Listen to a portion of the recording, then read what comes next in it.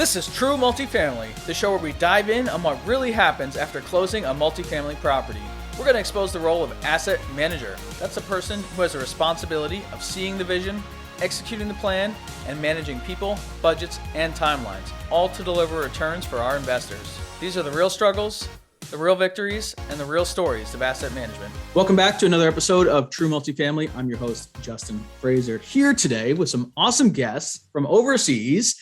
Michael Barnhart, Suzy Sevier from Adventurous Real Estate Investing. Guys, thanks for joining me today. Thanks so much, Justin. It's a pleasure being here. I'm really excited to be able to provide value for your listeners. Yeah, we're super excited. I believe you're my first overseas investors guest on the show. So very excited about that. And to our audience, what's so special about these guys is they are the leads on deals. They're not just passively investing from overseas. They're buying in the US. They are active members of their deals, the lead on their deals for properties here in the US, but they're not here. They're not even in this country. They're not even on this continent. So we have to figure out how on earth they're doing that. But guys, before we do that, give our audience a little bit of your background and how you got into investing and how you got to where you are today. Yeah, absolutely. So just a little bit about Michael and I. So we, like Justin said, we are in the UK. So we're in Cambridge, England. Michael's getting his PhD over here on this side of the pond at the University of Cambridge. And I actually recently went to real estate investing full time as a, like 10 days ago. So that's been really fresh. Yeah, I am fresh. Love it. Yeah, that's why it's so exciting.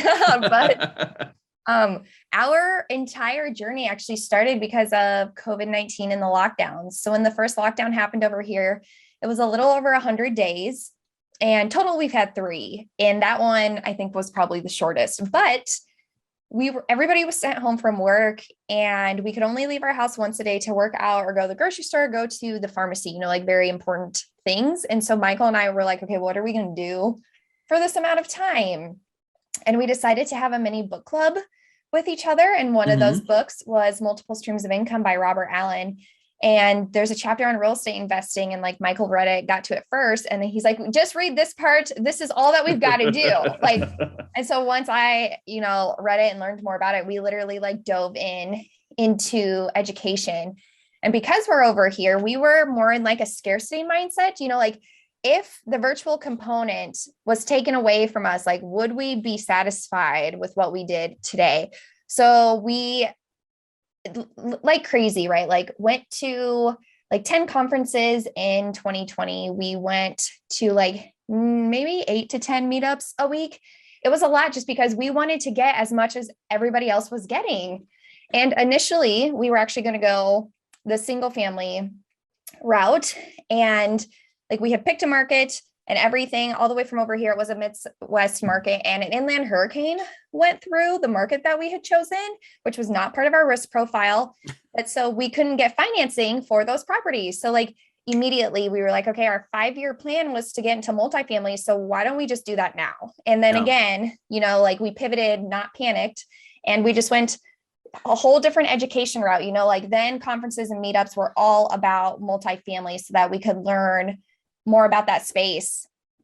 And I guess to touch on some big points, we found a boots on the ground, and so many people were like, well, how'd you do that? How'd you find somebody, like, and trust? Well, one of the conferences that we went to, they talked about if you put yourself out there on social media about being a real estate investor, then people know that you've done an identity shift. People will know that you're now doing this.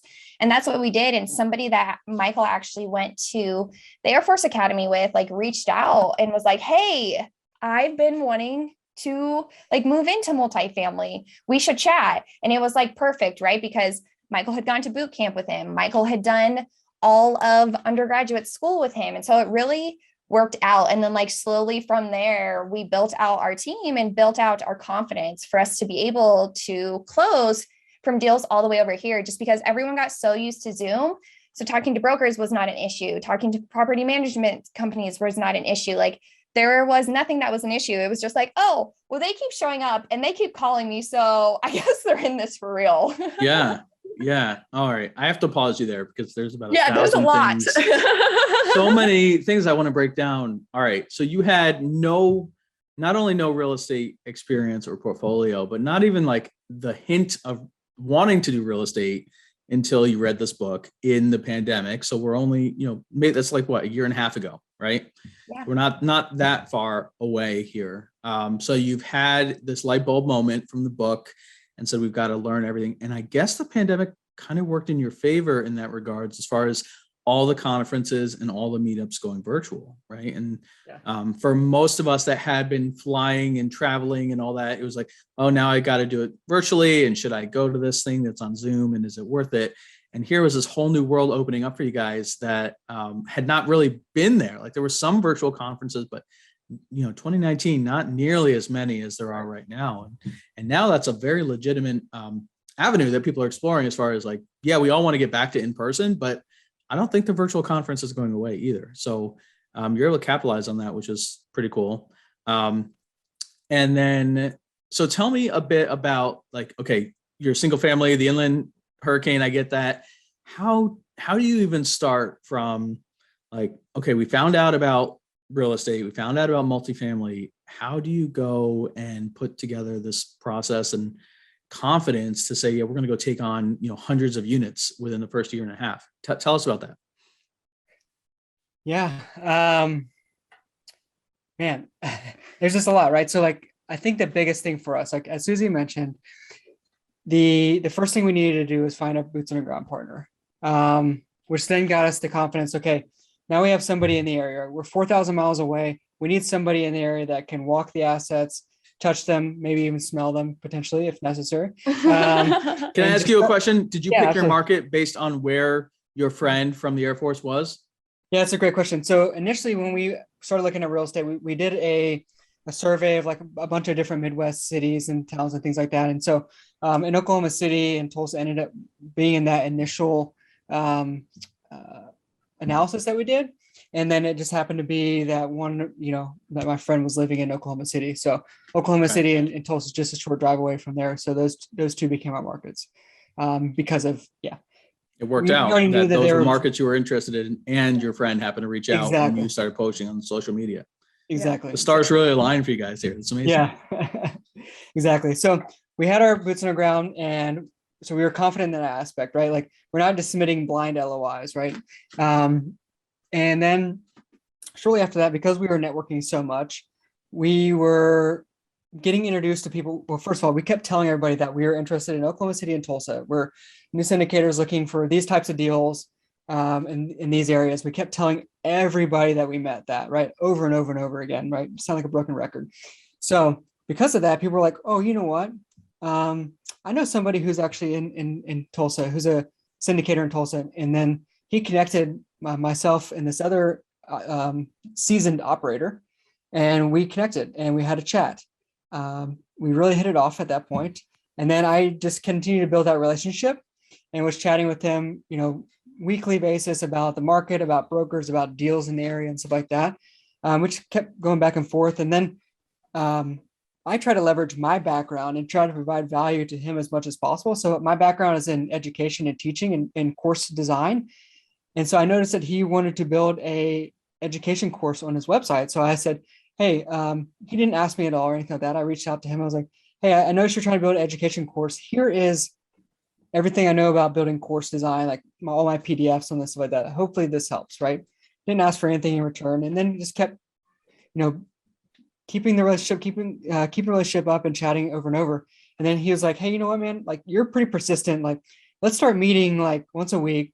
We can go over your underwriting and then you can ask me any questions you want. So it became like an hour every Saturday, which then turned into 4 or 5 hours every Saturday because like I had so many questions, of course. So that, Justin, you're asking about our confidence, being able to invest 4,000 miles away, that gave us the confidence by him being a seasoned operator, looking over our underwriting, and then him also opening up his Rolodex basically and say, here's a vendor for this, here's a vendor for this, and this, and this. Like, these are all the people you need to know in Tulsa and Oklahoma City, and go on with it. So, but he saw one thing in me, and that was just persistent, both of us, like persistent, continue to show up day after day and doing the things that he told us to do. We were actually doing them.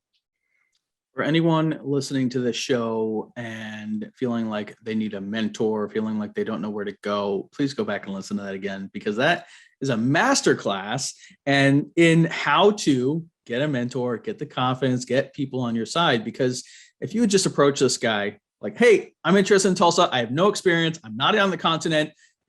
Please send me your Rolodex, right? They'd be like, get out of town, right? Yeah. But you got introduced through a mutual connection. You added value. You saw what they were doing. You said, hey, let me help you with no expectation of return. And you built a relationship organically. And that's the way to do it. You know, that's how I did it. And that's how the successful people I know did it. And, you know, the question of, you know, you never once said like, hey, let me know if I can ever do anything for you, right? Or, hey, can you mentor me? Like those are not the questions that you should be asking. Right. So I love how you positioned yourself as a person of value and persisted in a way that, well, actually, I do have a question about that, because how do you persist in a way that is not going to drive a person crazy? Can you give me any insight into that? So, I mean, he would like give us almost like stuff to do every week. Like, hey, okay, underwrite this deal and we'll chat about it next week. And so that next week we like came and actually underwrote the deal. And because we had questions, it was like, oh, cool. They didn't just underwrite the deal and they're like, well, now what? It was like, okay, well, how can we change this? Or what happens when we move this lever? Like, what happens if this changes? Or how can we make this change? And so just with that, I think he could see that our like minds were turning, like wanting to know more. Yeah. But I think, you know, we wouldn't bother him too much during the week. Now I text him like every other day or whatever, just because we're like friends now, right? Well, now you're in, right? Yeah, exactly. But just saving up all the questions, because I knew we had a blocked off time every Saturday. I would write down all the questions I had during the week, and that's why the hour turned into 4, maybe 5 hours sometimes. Yeah. Well, and that person would not be giving you that kind of attention if you weren't responding in a way that was positive and well thought out. The fact that you did the homework and asked the questions and came back prepared with even more questions, you know, that shows that you're willing to learn, want to learn, that you're putting the work in, because it would be very, very evident to a mentor or a person in that role if you guys had just blown it off and, you know, done the bare minimum. You spent 20 minutes on it, like a homework assignment or something. And it's like, that's not going to fly. So the fact that you put the time and dedication into it, again, guys, if you're looking to scale up, listen to that again. So smart. So I really, thanks for taking that detour with me. It's really important. Okay. So let's continue with your story, because now you've got sort of this mentor person that's in the market that you're working on. What's next? How do you get to that first deal? Yeah. So the way I found all the brokers, and this is like around the same time as I'm starting to build this relationship with with our mentor. And what I did was make a list. I went on Crexy and LoopNet, made a list of, got all the properties in Tulsa and Oklahoma City off of there, made a spreadsheet, and actually listed all the brokers that were assigned to those properties. And then the same couple names keep popping up over and over and over again, right? Like you find out like, hey, these are the brokers that carry a majority of the deals in the area, right? These are the ones that I need to start building relationships with from that, right? Yeah, you don't want to necessarily find deals on, you can, but you don't necessarily want to find deals on Crexy and LoopNet, but you can go to those websites and those resources in order to find brokers in the area, right? Active brokers. And so I started reaching out to them. But what I did, Justin, was we put together a package, a cover letter, and it had like everything about myself, about Suzy, about our partners, our boots on the ground partner, and everything about our vendors, like our insurance broker that we're going to use, our property management company, our lender, everything like that you need to close on a property. Put it all in a cover letter and say, hey, here is our team, Mr. Broker or Mrs. Broker. Here's our team. Send it an email, kind of what we're looking for and our criteria and stuff like that. That does not get them to call you or get them to answer your email. However, when you call them, they will at least pick up the phone and give you 5-10 minutes of their time because you put that much effort. They know that you're serious. And the way you can word it too is like, hey, we're real estate investors looking to move into this area, right? You'll say like, hey, I'm a newbie investor, whatever, moving, starting to look at properties in this area. We just said, hey, here's our team. And then once we had our mentor, we were able to add him to our list as well. So we started getting properties through brokers, started underwriting them like crazy. Of course, 90% of them don't work out. And then there was a couple that we were kind of tracking. The good thing is like whenever we start underwriting properties, keep a folder somewhere. And we actually use some kind of like a CRM type of software for our properties where I know, and I can put, and it's actually using Podio for this, but you can put your properties in there, and then you can put all the files and everything like that, underwriting and stuff like that, and you can keep going back to them and looking at them, because like over time you'll start to see them come back up, or in a couple of years from now you'll start to see them retraded if they were traded at that point. But there's a couple of properties that we're kind of tracking and following. They weren't at the financial place that we wanted them to be, but we started tracking them.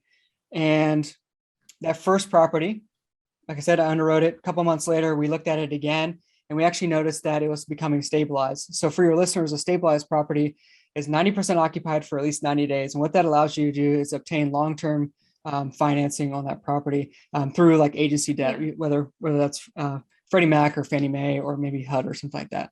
But that's a requirement, and that's kind of what we were going after for our first deal. And we noticed this property was 2 months stabilized. It was heading towards the third month, and we decided to then pounce and submit an LOI on that deal. And because we had the cover letter with everybody that was on our team, plus we had our mentor as well. Our mentor actually bought a couple of properties from this specific broker before. So the broker was able to take that information and say, hey, I closed on deals with this team before, and we were able to win the LOI at that point. Amazing. That's I think having in multifamily, having someone on the team that has experience, it's kind of hard to get by without it, especially on your first one, right? If you did not have that person in your corner, I'm not saying you couldn't have done it, but it would have been a lot harder, and you would not have had the credibility with the brokers as much as they might like you. And I love your tip about we're moving into multifamily. That's a great little tidbit you put there.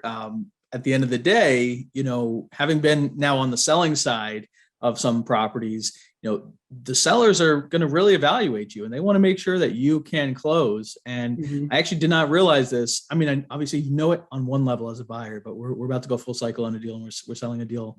Probably by the time this airs, we'll be sold here. And we interviewed our buyers hard. Like, we had a whole list and very detailed conversations with the broker about each person. Thorough checks on their websites and past deals. And really, we want to know, are they going to close? Are they going to retrade us? Are they going to hit us with extension after extension? And, are they going to make this hard for us or easy for us? And I had something I'd always known, but not having gone through it was a bit eye-opening. So, it's very tough as a buyer to come in with no one of experience on your level to go after. How big was this deal? How many units? 88 units. 88 units. I mean, that's significant, right? You're talking about multi-millions of dollars. You're talking about a significant return for the buyer, for the seller, hopefully. So, there's a lot that goes into it, and they want to make sure that you are qualified. So, all right. So this deal, that you end up closing on this deal? We did. Yeah. 88 units in Tulsa? Yes. In Tulsa. Yeah. Awesome.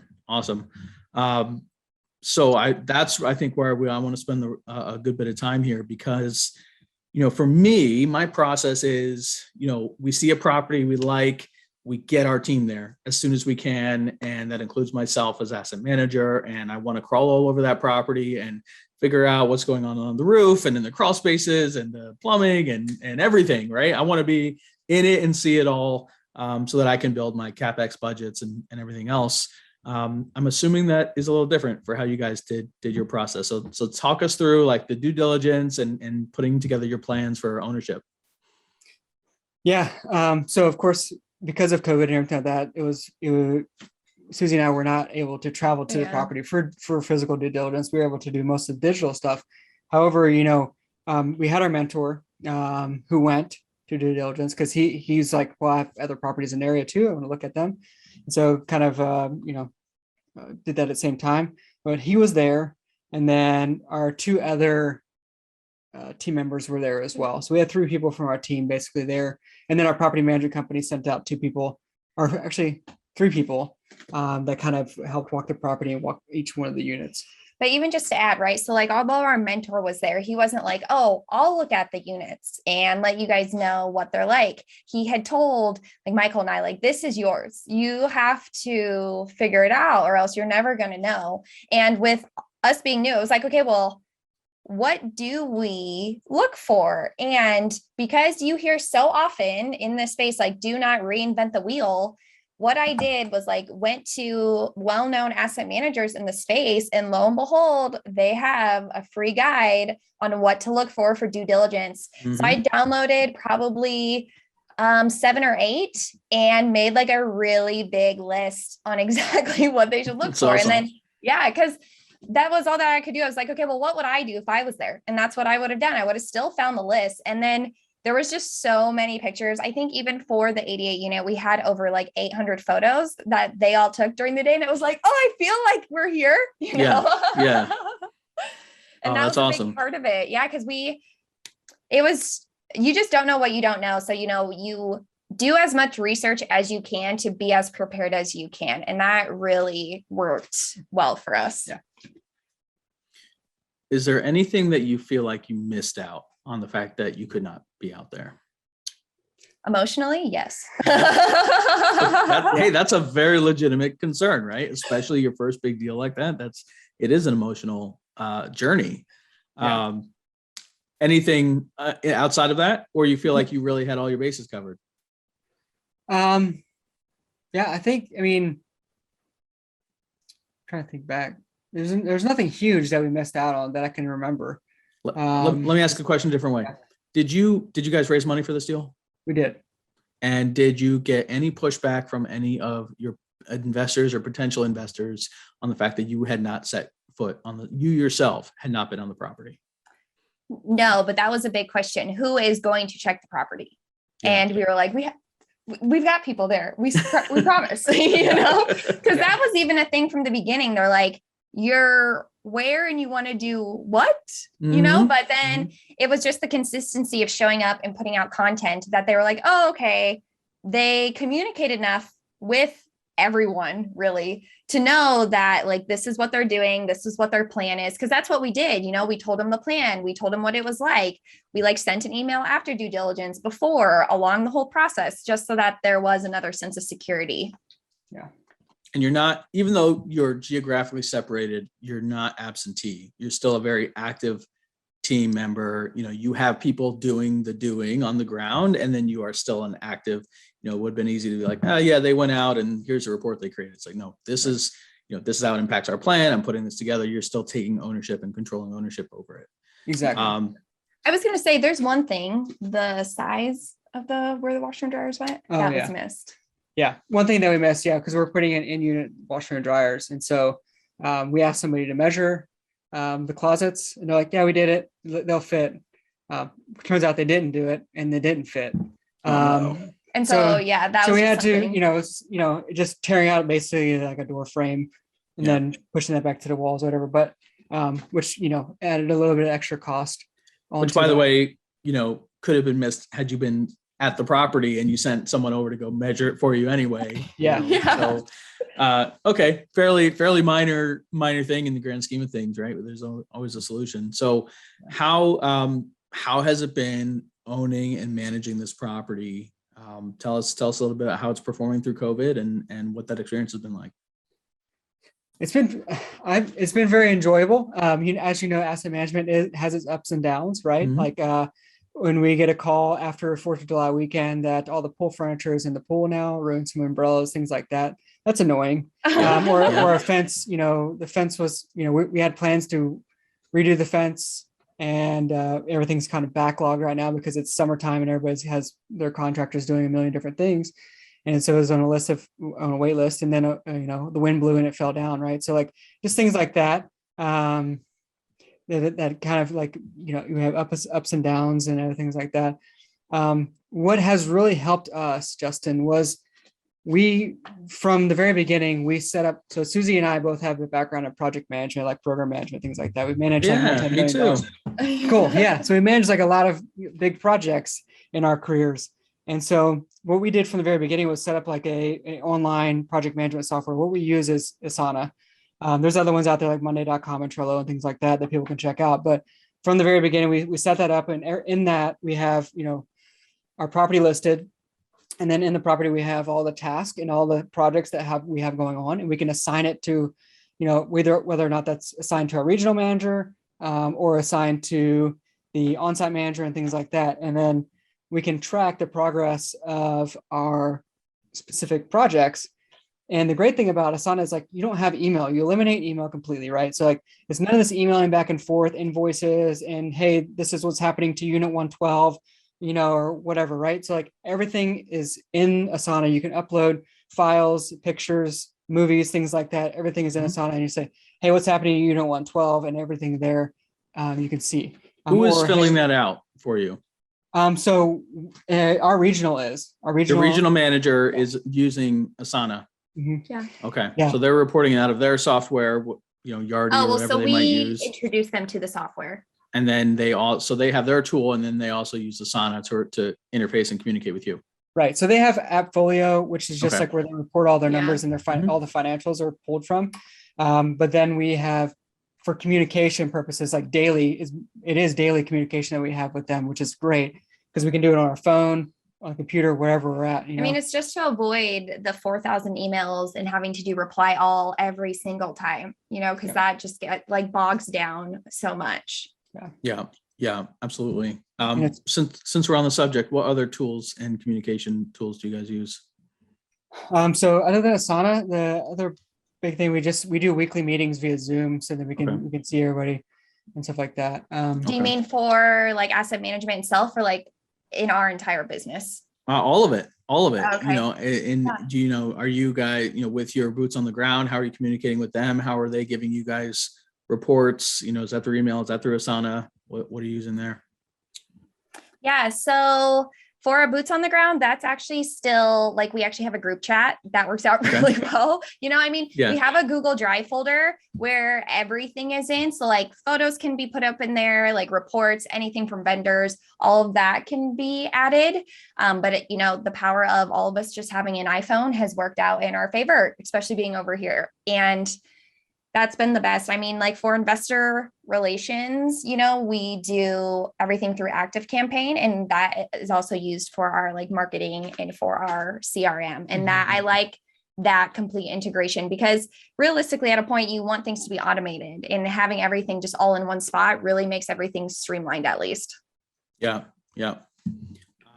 Okay. So now you've got the 88 units. What comes next? You guys have made another purchase, right? We have, yeah. And what came after that was fairly quickly after that was an opportunity to purchase 100 units from one of the operators that we know in the area. So we ended up purchasing that. And because we had been networking, they knew that we were capable of closing, and their team knew we were capable of closing. It was basically a no-brainer, even though from what I understand, we weren't the highest bidder, but they knew we could close and we wouldn't retrade and things like that. So I just want to stress this for our audience, from no multifamily experience, a year and a half later, they've got sellers that know and trust them enough in their market to say, yeah, even though if you don't have the highest bid, I know you well enough and trust that you're going to close this deal for us. A really impressive feat of networking and putting yourselves out there. So just I'm giving you a round of applause for that. Thanks, Justin. I'm impressed. And so much of what we build into our business is getting on the ground. And I actually am a big believer in the fact that I need to be at my properties fairly often, more in the beginning, or if they're unstabilized and we're doing a heavy value add. So this kind of is going against a lot of, I'll say, what I believe in as far as being on the ground. But, I think that to your point is you have somebody there, you still have somebody there, you have a presence there. It doesn't have to be you. Who, not how, right? We got to figure out who can do these things for us. Power of Dan Sullivan. Yes. So this is something I'm working on as well, is how can I have someone else do it in a way that I trust? And, you are forced to trust somebody to do it. Yeah. So me, I'm like, yeah, but I could still get on a plane, or it's only a few hour drive, so I get kind of sucked into that. So like so often though, you hear how like people just want more time, right? Or they want to be able to go on vacation and do this, or they want to go somewhere with their family for a month and not have to worry about it. And like that's the biggest thing that we want to just communicate with people is that you can do it from another country. You just have to have the systems and processes in place, but you can also step away for a little bit if you have to, because you should have like people on your team who can take over the job. And that's why we're so big on having everything in one spot, whether that's Asana or the Google folder, just because people can pick up where they left off, like we record every asset management meeting that goes straight into the folder so that if other GPs could not attend, then they actually know what's going on. They don't have to be like, oh, what happened last week? That's never something that occurs. Oh, that's great. What metrics are you guys tracking out of your property calls with your managers?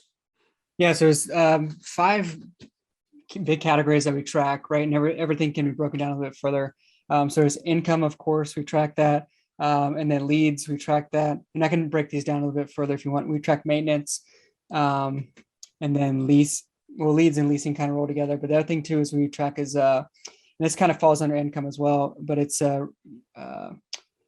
loss of lease burn off as well. You can kind of see where we're progressing and things like that. So. And do you guys have like dashboards set up, or how are you monitoring that on a weekly basis? So we use Google Sheets.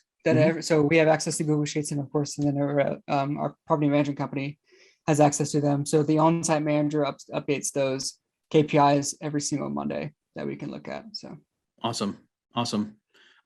So you're really tracking the data in Google Sheets, and then you're using Asana for like assigning tasks and keeping the projects rolling, right? Exactly. Yep. Daily. Okay. That's like daily communication. Yeah. Yeah. Great. All right. So in a fairly short time, you're now up to 188 units, right? Two big properties. What are some of the surprises or any interesting stories or anecdotes you can share with our audience that maybe you were not expecting from buying these properties?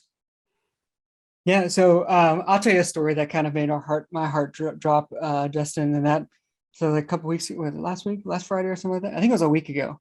I'm not sure. Yeah, we I don't could know go. what story he's going to tell. About I don't know what it was. Yeah, so we get a call and then we missed the call, whatever, and it's our regional. And she's like, "Hey, we need to chat immediately." It's like she's never called us before, right? Or never like, a good never a feeling in good your thing, stomach. right? And I'm like, "Oh my gosh!" I'm thinking like the worst is like somebody got shot, like Yeah, there's a death at our property or robbery. Because we hear these stories, like these horror stories of people like they gun down like at the airport and then they run into somebody's property or somebody gets shot on the property. And I hear all these horror stories. I'm like, oh my God, it's happening to us. Yep. And so my heart's like dropping and I'm like, about to go tee off for golf. And I was like, Suzy, can you please just call and find out what's going on? You make her do the dirty work. All right. It was fine. I was like the whole first hole, all I'm thinking about, I was like, man, somebody died at our property and it was like the worst, but it was not as bad. Basically somebody was like refusing to let us into their property. There's running water in their unit. The neighbor could hear it through the walls. And it's going like, 2.6 gallons per minute or whatever, which is a substantial amount of water. Yeah. But anyways, like they wouldn't let us into the property. And so we had the apartment. into the apartment unit, because they're like, this lady was like freaking out saying the maintenance was going to like rob her and things like that, which is weird because I don't know what's going on with this specific lady. We can never justify the tenant's money. Yeah. So it is what it is. She's like, what do we want to do? And I was like, well, we just have to wait until we get the warrant to go in. Right. So, yeah. So there's a bunch of lease violations because of that and things like that. And I mean, she's also has some other lease violations. That's interesting because I believe our leases all say that we can enter in case of emergency. Yes. But then if you have a tenant standing there saying, no, you may not enter, I'm not sure what supersedes. So like we tried to get in and she blocked herself on the door. So the maintenance guy was like, I don't want to hurt her by breaking down the door. So then because of that, she called the cops. Cops came and they were like, this is what you can do. Like you can push through her. I don't know like how well that'll go, or like Michael said, like go through the courts to get that just piece of paper that is like, okay, we're coming in and whatever happens is on Yeah. you. Basically, we're getting possession of the property Yeah. again. So like basically, Oh, you were already getting possession of the property. This no. was already- Like we had to go through the process, like through the court to get possession because she wouldn't let us in. Meanwhile, you're leaking water. Yeah. In a constant basis. Wow. But she's legally responsible for all of the cost. No. How much she's gonna pay? Well, yeah, right. Yeah. They're But legally responsible for the big balances that, Yeah. they're leaving the property with, when they don't pay us for the last year and a half and what happens.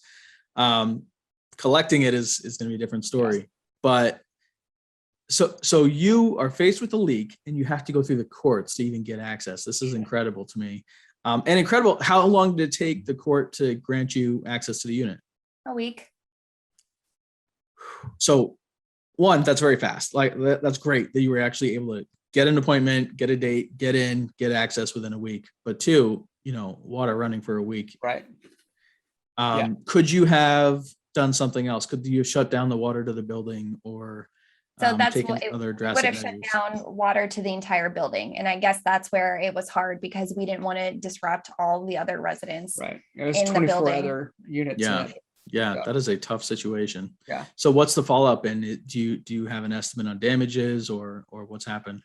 No, we should find yeah, out we're on gonna find out. Tuesday. That'll be a fun call. Right. Yeah, get our insurance agent on the phone and make sure that look, these things happen, right? And all your fears from before, those things happen as well. I've had most of those happen, right?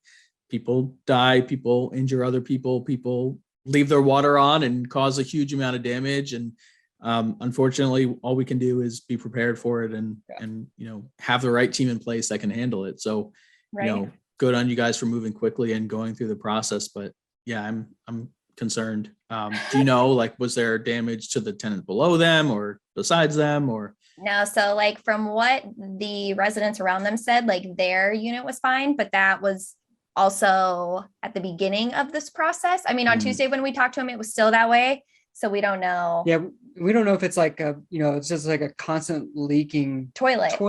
That, Or that- yeah, like that it would could be- be that, and we don't know. which will be Right. and the way that the regional has said and the maintenance guy is like that's the most likely situation because there's no water rushing anywhere, Okay. which is good. So that's not so bad. Yeah. Yeah. Because at least it has a place to go. You don't Yeah. want it to Right. go onto your floors and into the Right. tenant below Exactly. and all that other stuff. Okay. That's not so bad. Wow. Well, that's part of it, right? This is all part of it. And Yeah, when it's part of Suzy said it owning. was just a water leak and this resident was like, I was like, oh, that's such a relief because Yeah, I thought like yeah. somebody had got shot or something, it's like- Right. so You know what? And by the way, you're going to own enough property. It's going to happen. So Yeah. it's just, especially you said you're C-class, value add investors. That's what happens. Unfortunately, it's a part of life. Okay. So what is next? Tell me a bit about like the brand, because now you guys are like, you've got this cool brand going on and you've got meetups happening in the UK and like, tell us a bit about, how you're positioning yourself for the next steps. Yeah, I mean, so like I guess next steps are to hopefully take down like another property or two this year, but really like with the meetup and with the podcast. So they go kind of hand in hand. Like one, for the meetup, we really do want people to know, especially in the military, right? That like they can invest while they're living overseas. Because for me, like as the military spouse, like moving from different countries for one, but even state to state is like really hard on your career. So like I want military spouses to know that this is something that they could get into actively and passively. Because, even to be passive at the beginning takes a little work to get to know the operators and like get to know the numbers that you need. Like they can do this and like contribute in a way where they don't have to think that they're having identity crisis because they are no longer in a career, jumping from career to career. But with our podcast and just everything else, like our big thing is return on impact. And like what that means is like, how can we create like that 1% impact on everyone that we surround ourselves with? So whether that is our residents or our vendors, our property management company, our limited partners, anyone, just because like 1% might not seem like a lot, but 1% over and over and over like creates this great trajectory of goodness. And so that's really just what we're trying to do. And that's why podcast came to life. why the meetups came to life, why everything like education related came to life, because we want people to be able to get into this like for free, right? Because that's what we did. And so say they can't like get as many books, like, okay, well, there are videos everywhere. Like you'll have to watch a lot of them, but you can do it. And it's just showing that like the materials out there, questions can be answered, like you can do it. I love it. I love it. So the 1% is to make everyone's life around you just 1% better. That's your return on impact. Yeah, or how they can be like even 1% better every day, and how they can do that in like their families and then in their community, so that it has like a really beautiful ripple effect. Yeah. Oh, that's awesome. Very cool. Right. Very cool. And so are you looking for more properties in the same market? We are. Yeah, All we right. love our property management company. Like that is a huge thing for us. Like they are part of the team. They are not like an afterthought. So for us to move properties, we would have to create a relationship with a property management company who Move markets. Yeah. Oh yeah. Yeah. What did I say? Move properties. Oh yeah, move markets. I know what you meant. Okay, thanks. Yeah, in order for us to want to move, we would just need a new great relationship. Yeah. Yeah. Awesome. So you mentioned the podcast. Please tell our audience where they can find you and a little bit more about what's happening on your podcast. Yeah. Thanks, Justin. So the best way to get a hold of us is very simple. Just go to adventurousrei.com/info. And there's like a landing page where you can find everything about us. You can read more about return on impact, which Suzy just talked about. You can find our podcast there. You can find our YouTube channel as well, which we have a lot of asset management videos and some like beginning like multifamily videos as well. And then you can connect with Suzy and I on LinkedIn. And when you connect with us via that, make sure that you say, hey, I heard you on Justin's podcast and love to connect, and we will accept that connection for sure. There you go. I'm gonna tick it in. All right. Right. I love it. Okay, before we go, we have one final question for Suzy and Michael, and that is for your true multifamily tip. So somebody comes to you, the experts of a year and a half into this thing. They say, I want to be where you are in a year and a half. What is your true multifamily tip for them? So I think the biggest thing is like networking, because at the beginning it got us so far, like, just go to the meetups, show up consistently, but then even network afterwards when you're in asset management as well, because that's how you're going to meet more vendors, more operators in the area. And that's really how you can find like true off-market deals. So network. Yeah. You just go to like meetup.com and search like multifamily investing or whatever investing you're interested in. And you'll find there's so many because of COVID, the silver lining because of that, there's so many online meetups that now occur, and a lot of ones that moved online and will stay online or at least have a partial online presence. So there's so many out there. You can attend them virtually almost in every state, I'm assuming. So there'll definitely be something for you out there. Absolutely. And you guys are masters of networking, as you've proven. So congrats on that. And I really could not agree more. So guys, if you like this episode and you want to hear more, all of Michael and Suzy's contact information is going to be on our website, truemultifamily.show. Please go follow them, like them, listen to their podcast. And thank you for tuning in. We will see you soon. Thanks, guys. Thanks for listening to another episode. Check out our website at truemultifamily.show. And if you have an amazing story to tell, share it on our Facebook community, and you might just be the next guest on the show. We're also on all other social networks. Just search True Multifamily.